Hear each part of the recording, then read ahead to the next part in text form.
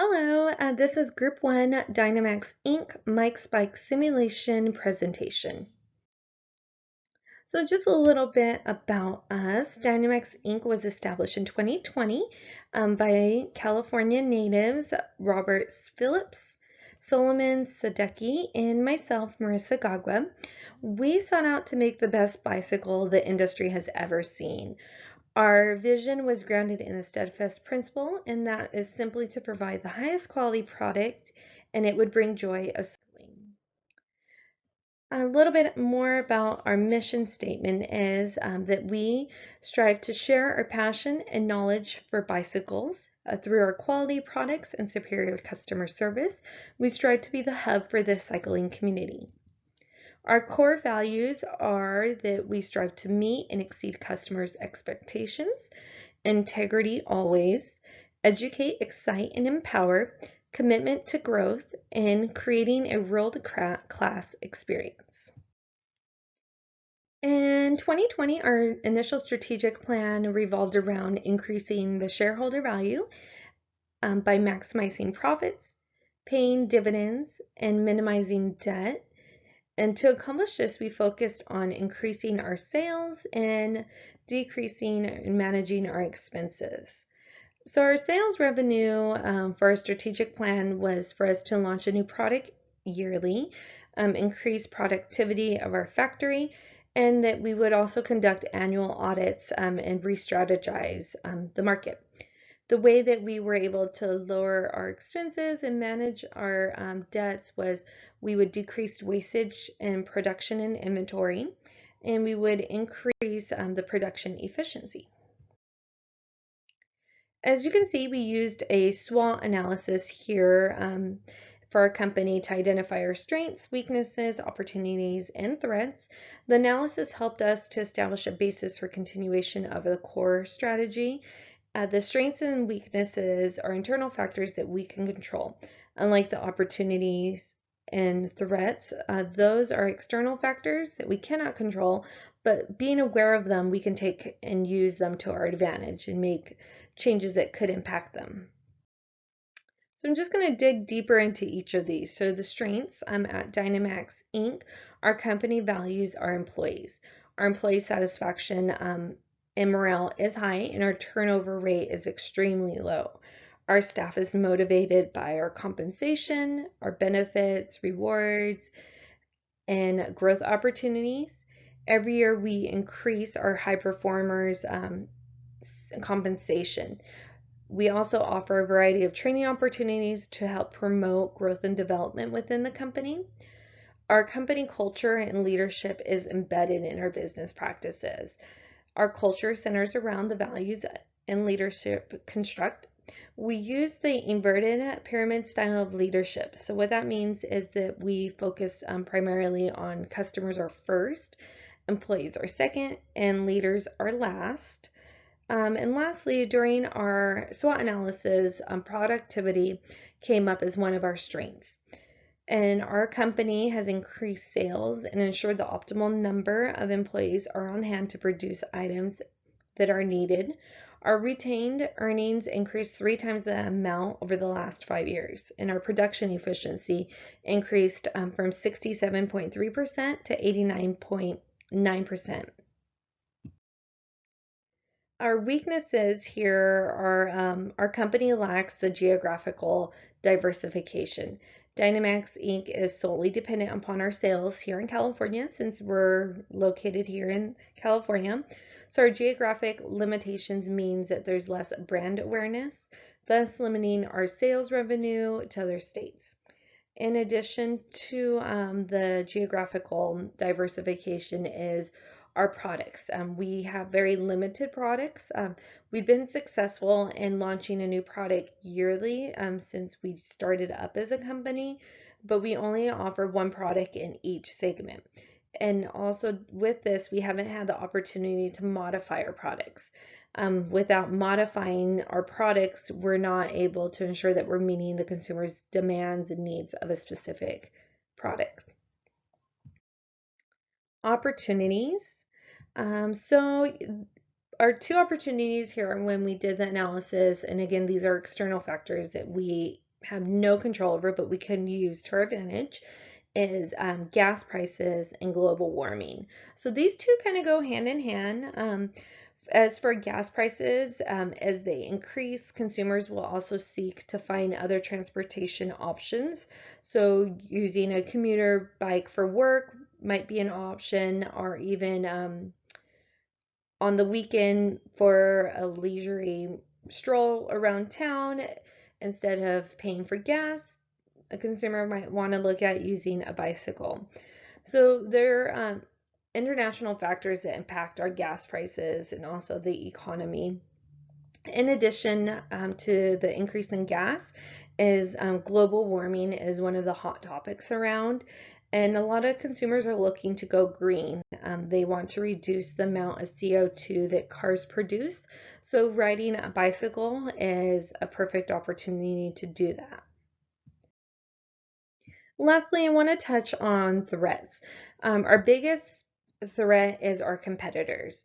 So our company faces competition for our products and services from a variety of retailers and suppliers. Competition ranges from our traditional brick and mortar to multi-channel to exclusively online retailers. Consumers can routinely use a variety of resources and platforms to shop online, read product reviews, compare prices, and also determine what purchasing options are best. In addition to our competitors, another major threat is a payment-related risk. So this could increase our operating cost and expose our company to fraud or theft. And lastly is a concern that has come up recently is the increase in federal and state minimum wage. More specifically in California, minimum wage is increasing $1 per hour every year up until 2022, where it will max out at $15 per hour for non-exempt staff and $62,400 for exempt staff. Now, one thing to keep in mind is if we're looking to expand our warehouses or factories, is that we want to look at what city or even county that we're looking to expand, because there are certain cities and counties in California that actually have higher minimum wage than the state minimum. So those are things that we want to keep into consideration, and also um, additional benefits like disability and paid family leave. With paid family leave in San Francisco, for example, they offer a much more extended time frame than what the state minimum is. So those are just things that we want to keep in mind when we're looking at expansion.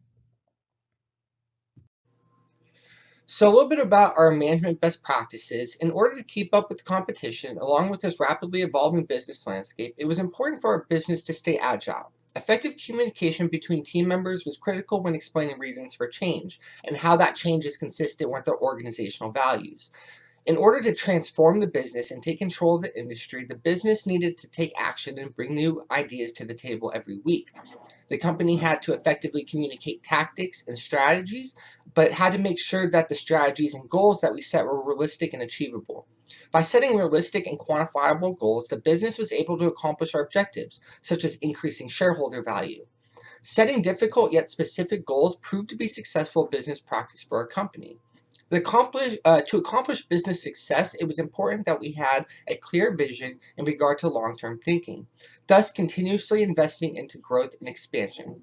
By being transparent and having an open management style, we were able to see positive results. Accountability and open sharing of information was crucial to our business decisions because vague moves were not going to get the job done in this competitive environment.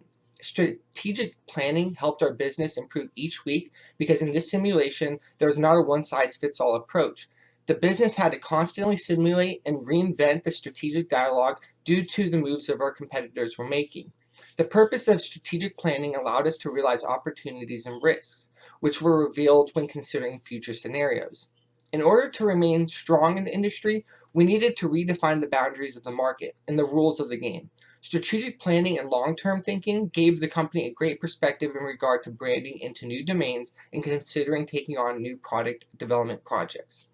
Through benchmarking, forecasting, and performance monitoring, these tools helped us in our decision-making process. All of these business practices were important in our mission for success. The best strategists are adept at spotting both opportunities and risk early, which proves a valuable head start over rivals. So a little bit about our overall performance. Dynamix surged to second place because we never gave up and had a winning mindset. We had a long-term strategic plan that involved competitive pricing, segment diversification, quality, and growth, which allowed us to receive a shareholder value of $106.40. In the last and final rollover, the company showed the highest retail sales and profitability it has ever seen. And this is because we added additional training for employees while increasing investments into the manufacturing plant. So for our market summary report, the company met its goal of receiving a product quality of 93%, thus explaining why we had success reaching consumers in the industry. The business made improvements to its production units as well. However, we still received lost sales in the leisure bike segment. This was the only bike segment that we received lost sales in, which hurt our overall revenue stream. So a little bit about the manufacturing responsiveness report. The team invested in the training, which helped improve our production efficiency. Dynamix reached a production efficiency of 90.6%, explaining how we effectively allocated resources. The business properly analyzed the processes, technology, and employees in order to reach an effective and sustainable workflow. We updated our strategy, managed our budget, and reassigned resources to different areas of the manufacturing force to help increase production performance. So I added the perceptual map to give you guys a better understanding of how our business met specific specs in order to connect with our target market. So this chart explains how we were in range of our audience in regard to technicality and style. So each segment had different focus points in which the business met the needs of its consumers. In regards to strategy, we have been successful. Overall, we've been rather profitable too. We did not have high peaks and low valleys, but we had stability. However, we did have problems regarding lost sales, and we addressed it through an increase in production capacity. We did not implement our strategy in a rushed manner. We took our time implementing our strategy and made sure our moves were consistent with our strategy. We were focused on long-term success and not focused on short-term profits at the expense of long-term gains. An article published by the Financial Times states, "Good business results often require long-term relationships based on trust between managers, employees, customers, and suppliers. A long-term trust between two parties is impossible unless their respect for each other's interests is anchored in something deeper than the effect on the next quarterly profit numbers. A solid business strategy should be focused on long-term profits and success." When looking at the moves that we have made, it is clear that we did not push our strategy too hard, meaning we were deliberate with our moves and we did not act in a rash manner. We wanted to make sure that we did not make any wrong moves, meaning we did not want to make any moves without properly thinking it through. In hindsight, perhaps we should have acted a bit faster instead of taking too long to make decisions. Looking back on the implementation of our strategy, we did things rather well and did not make many mistakes. An article published by the Harvard Business Review states, "Too many business plans are written solely from the viewpoint of the third constituency, the producer." Part of the reason why our team had such stable numbers is because we were not solely focused on our own point of view. We also considered what our investors would think of our business strategy. As a team, we always considered things from the investor's point of view. Going forward, we recommend that the organization keeps going on the same path of stable growth. Yes, making very aggressive moves towards high profits is attractive. However, it may lead to costly mistakes in the long term. We never try to overplay our hand, and as such, it did not lead to a loss in shareholder value. We recommend that the organization does not get overly aggressive in regards to expansion. There is no reason to expand just for the sake of expansion. If the market conditions show that expansion is a good idea, then the business should undergo expansion. Forbes published an article which states, "Finally realized that the market's volatility and slow economic growth could continue for a while. It may not be pleasant, but sometimes the best strategy is to grin and bear the short term while investing for the long term." That statement rings true for our team as we invested for long-term profitability and the success of our organization. Also, we recommend that the organization constantly looks at our own weaknesses. The organization should keep looking for ways to shore up those weaknesses. Furthermore, we recommend that the organization look for any gaps in the market, such as market segments that are underserved. Also, we recommend that the organization put more money into advertising and product branding. If the marketplace does not really know about our products and our brand, how can we generate strong sales? Part of our recommendations is a solid marketing strategy. Regarding marketing strategies, Forbes published an article which states, "It includes a thorough evaluation of the market dynamics, demographics, and competitive environment of any industry or niche prior to creating an overall plan of action. Without having a good understanding of the market and consumer segments, it will be very difficult to make good decisions." To summarize our presentation, we have implemented a strong strategy, and the organization needs to keep focusing on stability. Our strategy focused on stability and consistency. Our strategy is focused on long-term gains, which means stable profits. Also, our strategy is focused on strong revenue streams that will provide the business with strong profits. Furthermore, we have recommended the organization should pay attention to the internal and external factors and adjust the strategy accordingly. We should pay attention to what our competitors are doing so we can counter what they are doing. When it comes to the future, the business should always look for changes in consumer tastes.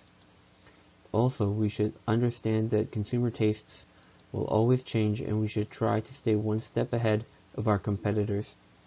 Thank you very much for listening, and we hope our presentation has been informative.